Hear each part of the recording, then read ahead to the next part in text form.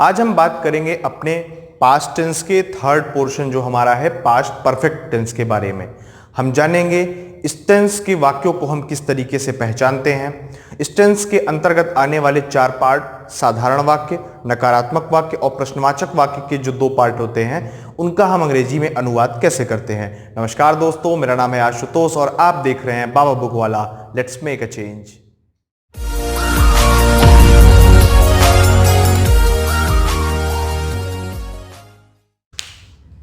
ये रहा हमारा पास्ट परफेक्ट टेंस। अब सबसे पहले हम ये चेक करते हैं कि अगर कोई वाक्य आपके सामने दिया गया है तो हम कैसे पहचान करेंगे कि वो पास्ट परफेक्ट टेंस का वाक्य है। तो अगर वाक्यों के अंत में चुका था, चुकी थी और चुके थे, अगर आपको ये वर्ड मिलता है तो वो वाक्य पास्ट परफेक्ट का आपको कहा जाएगा। अब एक बात मैं आपसे और कहना चाहता हूं, पास्ट परफेक्ट का मतलब क्या होता है। पास्ट मीन्स भूतकाल, परफेक्ट मीन्स परफेक्ट टेंस का मतलब वो जो हो चुका है। तो मतलब यहां ऐसे वाक्यों की मतलब हम बात करेंगे जो कि पास्ट में मतलब भूतकाल में कंप्लीट हो चुके हैं। कॉन्टिन्यूअस चल रहा था पास्ट में, ये क्या हो गया, कंप्लीट हो गया। आप ठीक है, तो ये हो गया वाक्यों की पहचान करने का आपका तरीका। देखिए, राम अपने माता के साथ स्कूल जा चुका था। चुका था आया है ना, चुका था दोनों जगह, तो ये वाक्य आपका हो गया पास्ट परफेक्ट टेंस का। ठीक है, अब हम आते हैं इन वाक्यों का अंग्रेजी में हम अनुवाद कैसे करेंगे। दूसरी सबसे इंपॉर्टेंट बात है यहाँ की कि इस टेंस की सहायक क्रिया क्या है, हेल्पिंग वर्ब क्या है।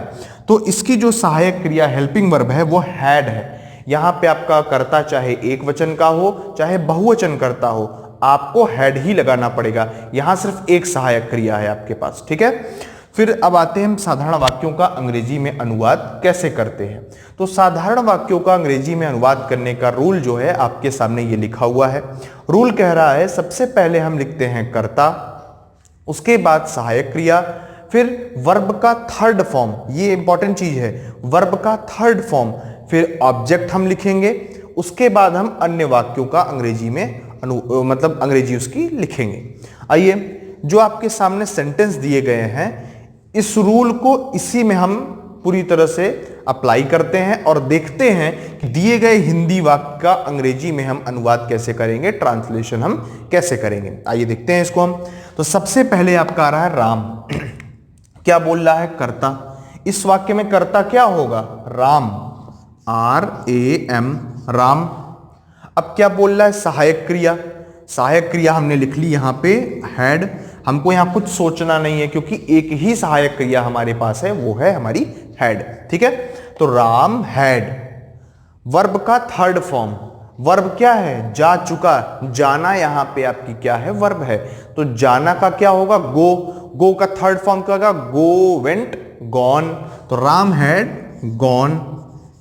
क्या हुआ कि कंप्लीट हो गया, अभी नहीं। क्यों, क्योंकि अभी ऑब्जेक्ट है और अन्य वाक्यों की अंग्रेजी है। ऑब्जेक्ट हमारा स्कूल हो गया। ऑब्जेक्ट कर्म का मतलब होता है जिस पर आपके कार्य का प्रभाव पड़े, वो आपका कर्म होता है। ठीक है, तो हम यहां देखते, देखिए, Ram had gone to school, SCHOOL।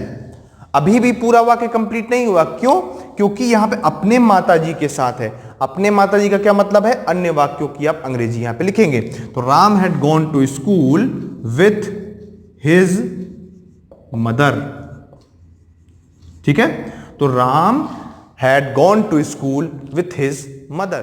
कि हम देखते हैं, मैं खाना खा चुका था। सबसे पहले कर्ता आई, चुका था है तो ये हमारा पास्ट परफेक्ट है। सहायक क्रिया आपकी क्या होगी, हैड। आई हैड आपका वर्ब का थर्ड फॉर्म, वर्ब क्या यहां पे, खाना, eaten, EATEN। I had eaten the food, eaten the food, the food यहां पे आपका ऑब्जेक्ट हो गया। अब हम आते हैं, देखते हैं हमारे जो नकारात्मक वाक्य हैं उनका हम अंग्रेजी में अनुवाद किस प्रकार करेंगे। तो आप ध्यान से देखिएगा। और हां, एक चीज मैं आपको अभी लास्ट में बताऊंगा कि जो आपके टेंस को और ज्यादा इंटरेस्टिंग बनाने वाली चीज है। आप पहले इन चारों रूल को देखिए, उसके बाद हम उसकी तरफ चलते हैं। ठीक है, आइए देखते हैं हम नकारात्मक वाक्यों को। जिनके बीच में नहीं आता है वो हमारे नकारात्मक वाक्य कहे जाते हैं। ठीक है, अब नकारात्मक वाक्यों का हम अंग्रेजी में अनुवाद किस प्रकार करेंगे। तो सबसे पहले हम चेक करते हैं हमारा रूल क्या कहता है। रूल कह रहा है सबसे पहले कर्ता लिखो, फिर हैड, सहायक क्रिया मैंने हटा दिया, इससे मैंने हैड लिख दिया है, हैड, फिर उसके बाद नॉट लगा दो, फिर अभी तक जैसे करते आ रहे थे वही कर दो साधारण वाक्य में, आपका वाक्यों का अंग्रेजी में अनुवाद हो जाएगा। आइए इसको हम करके देखते हैं क्या ये रूल हम यहाँ अप्लाई कर रहे हैं। तो अब देखिएगा क्या आपको समझ में आ रहा है। देखिएगा, तुम क्या है आपका कर्ता, यू, फिर क्या लिखना है हमको, हैड। जो हमारा फॉर्मूला बोल रहा है उसी को हमको फॉलो करते चलना है, हमको और कुछ भी दिमाग नहीं लगाना है, सिर्फ जो फॉर्मूला कहता चले उतना आप करते चलिए, ठीक है। तो यू हैड, फिर क्या लगा है आपका, नॉट, यू हैड नॉट, फिर आपका क्या है, वर्ब का थर्ड फॉर्म, वर्ब क्या है, सोना, स्लीप, स्लेप्ट, स्लेप्ट, SLEPT, सोने का हो गया थर्ड फॉर्म ही आपका, प्लस ऑब्जेक्ट प्लस अन्य वाक्य की अंग्रेजी। क्या यहां पे ऑब्जेक्ट है, नहीं, कोई अन्य वाक्य है, नहीं, आपका वाक्य कंप्लीट हो गया। फिर हम आते हैं मैं खाना नहीं खा लिया था, ठीक है। मैं का हो गया I had not eaten the food, I had not eaten the food, ठीक है, मैंने खाना नहीं खा लिया था। देखिए फिर मैं आपसे बोल रहा, अभी मैं आपसे एक ऐसा टेंस कराने वाला हूं कि मेरे आने से पहले गाड़ी स्टेशन से जा चुकी थी, तुम्हारे आने से पहले मैंने खाना खा लिया था। ऐसे अगर वाक्यों का आप अंग्रेजी में अनुवाद करना चाहते हैं तो बने रहिएगा इस वीडियो पर लास्ट तक, मैं आपको ऐसे इंटरेस्टिंग वाक्यों का भी अंग्रेजी में अनुवाद करना आपको सिखाता हूं, ठीक है। आइए हम देखते हैं इंट्रोगेटिव सेंटेंसेस, प्रश्नवाचक वाक्यों का अंग्रेजी में हम अनुवाद कैसे करते हैं, ठीक है। प्रश्नवाचक शब्द वाक्य के प्रारंभ में आए, अभी हम ऐसे वाक्यों का अंग्रेजी में अनुवाद करना यहाँ पे सीखेंगे, ठीक है। क्या क्या प्रश्नवाचक शब्द लिखा हुआ है, प्रश्नवाचक शब्द होते क्या हैं, जो प्रश्न पूछने का काम करें, क्या, क्यों, कैसे, कब, कहां, कौन, ये आपके प्रश्नवाचक शब्द होते हैं, ठीक है। अब आते हैं रूल अपना, देखते हैं रूल हमारा क्या कह रहा है। रूल कह रहा है हमारा हैड, सबसे पहले सहायक क्रिया, उसके बाद कर्ता, फिर नॉट अगर वाक्य नकारात्मक भी है तो, ठीक, प्लस वर्ब का थर्ड फॉर्म, उसके बाद ऑब्जेक्ट प्लस अन्य वाक्यों का अंग्रेजी में अनुवाद, ठीक।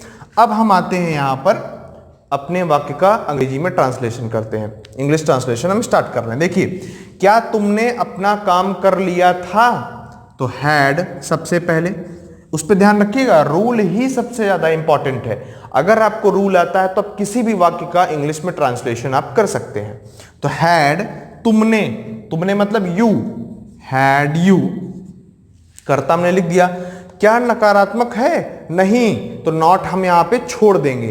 फिर आया वर्ब का थर्ड फॉर्म, क्या है हमारा, हैड यू, काम कर लेना, हैड यू पूरा कर लिया मान लीजिए यहां पे, या हैड यू डन हो गया ये आपका, चलिए हैड यू डन, अगर यहां पूरा कर लिया होता तो कंप्लीटेड होता, डू डिड डन होता है, do did second form, done आपका थर्ड फॉर्म होता है। Had you done your work या योर टास्क, ठीक, यहां आपका प्रश्नवाचक साइन, ठीक।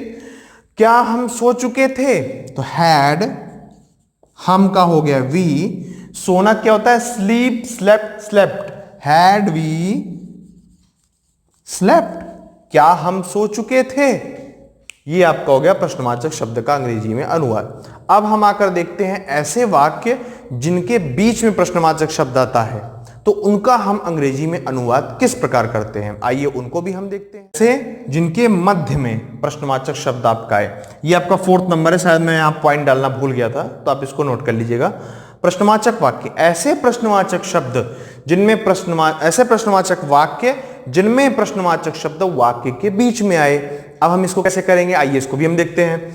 रूल हमारा कह रहा है सबसे पहले प्रश्नवाचक वाक्य की अंग्रेजी, उसके बाद सहायक क्रिया हैड, फिर कर्ता, उसके बाद नॉट अगर वाक्य नकारात्मक है तो, नहीं तो सीधे वर्ड का थर्ड फॉर्म, वर्ब का सॉरी, फिर ऑब्जेक्ट प्लस अन्य वाक्यों की अंग्रेजी, ठीक है। और एक चीज मैं आपको बताना चाहता हूं, शायद मैं बताना भूल गया इस बात को, आप नोट करिएगा। देखिए, ऐसे वाक्य जिनके अंत में चुका है, चुकी है, सॉरी चुका था, चुकी थी, चुके थे, या फिर या था ये थी, या में बड़ी की मात्रा ये थी, ये थे आता है, तो ऐसे वाक्य आपके पास्ट परफेक्ट टेंस में आते हैं। कैसे? जैसे अभी मैं यहां नीचे वाला वाक्य जो लिख रहा हूं, देखिए, लिए थे, दिए थे, खाए थे, पिए थे, गए थे, ठीक है। चुका था, चुकी थी, चुके थे, ये तो है ही। या था, ये थी, ये थे आता है, तो ऐसे वाक्य भी आपके पास्ट परफेक्ट टेंस के वाक्य होते हैं, ठीक है। अब आइए इसका हम अंग्रेजी में अनुवाद करते हैं। तो सबसे पहले प्रश्नवाचक वाक्य क्या है हमारा? क्यों, वाई। उसके बाद क्या है?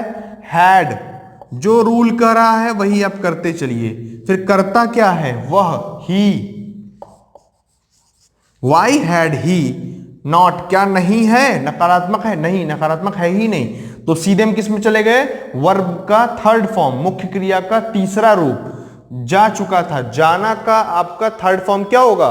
गो, वेंट सेकेंड, गॉन, तो ये आपका हो गया गॉन, ठीक। अब क्या इसमें यहां पर वाक्य या कोई ऑब्जेक्ट या कोई अन्य चीज है? हां है, वहां। तो why had he gone there, ठीक, आपका वाक्य बन गया। अब हम आते हैं, हम खाना क्यों खा लिए थे? क्यों का क्या हुआ? वाई हैड ही, वर्ब का third form, eaten the food. देखिएगा, मैं आपसे सिर्फ इतनी रिक्वेस्ट करना चाहता हूं, आप ध्यान से रूल को पढ़िए। मैंने यहां क्या किया, कैसे किया, आप इसको एक बार के लिए भूल भी जाइए, लेकिन अगर आप इसको सिर्फ याद रखते हैं तो आप कोई भी अगर आपके सामने वाक्य आता है, अगर वो पास्ट परफेक्ट टेंस से रिलेटेड वाक्य है, तो आपको उसको करने में किसी भी प्रकार की कोई भी प्रॉब्लम नहीं होगी। आप सिर्फ इस रूल को पकड़िए, यहां इंप्लीमेंट कर दीजिए, तुरंत आपका वाक्य का अंग्रेजी में अनुवाद आपका बन जाएगा। अगर आप हमारे चैनल की और वीडियोस को भी आप देखना चाहते हैं, जो कि प्रेजेंट टेंस के चारों पार्ट मैंने बनाई हुई है, पास्ट एंड डेफिनिट का मैंने बनाया हुआ है, पास्ट कॉन्टिन्यूअस का बनाया हुआ है, तो आप डिस्क्रिप्शन में चेक कर सकते हैं, या ऊपर आपकी आई बटन में दिया हुआ है, आप वहां से चेक कर सकते हैं, ठीक है। अब आइए हम देखते हैं जो इंटरेस्टिंग पार्ट मैंने आपको बताया कि past indefinite plus past perfect को हम मिलाकर के वाक्यों का अंग्रेजी में अनुवाद किस प्रकार करेंगे, आइए हम लोग उसको यहां पे डिस्कस करते हैं, ठीक है। पहले से ही बहुत लंबी हो चुकी है, क्योंकि मैंने आपको पास्ट परफेक्ट टेंस के चारों पार्ट, साधारण वाक्य, नकारात्मक वाक्य और प्रश्नवाचक के दोनों पार्ट मैंने आपके साथ डिस्कस किए हैं। उनके सारे रूल बताए हैं मैंने सारे उनके एग्जाम्पल्स आपके सामने सॉल्व कराए हैं। तो आपका जो ये पार्ट है past perfect plus past indefinite tense, इसको हम अगली वीडियो में देखते हैं। इसका लिंक मैं आपको डिस्क्रिप्शन में दे दूंगा, अगर आप देखना चाहें तो वहां से देख सकते हैं। दोस्तों, इस वीडियो के लिए बस इतना ही। अगर आप इस चैनल पर नए हैं तो वीडियो को लाइक कर लीजिए, चैनल को सब्सक्राइब कर लीजिए और बेल आइकन पर भी क्लिक कर लीजिए। और अगर आपको कोई सुझाव या सजेशन है तो कमेंट करना ना भूलिए। आप किस टॉपिक पे और वीडियो चाहते हैं, आप क्या पढ़ना चाहते हैं, आप किस चीज पे नॉलेज लेना चाहते हैं, आप वो भी कमेंट करना ना भूलें, उस पर भी हम आपको वीडियो प्रोवाइड कराएंगे। तब तक के लिए धन्यवाद। जय।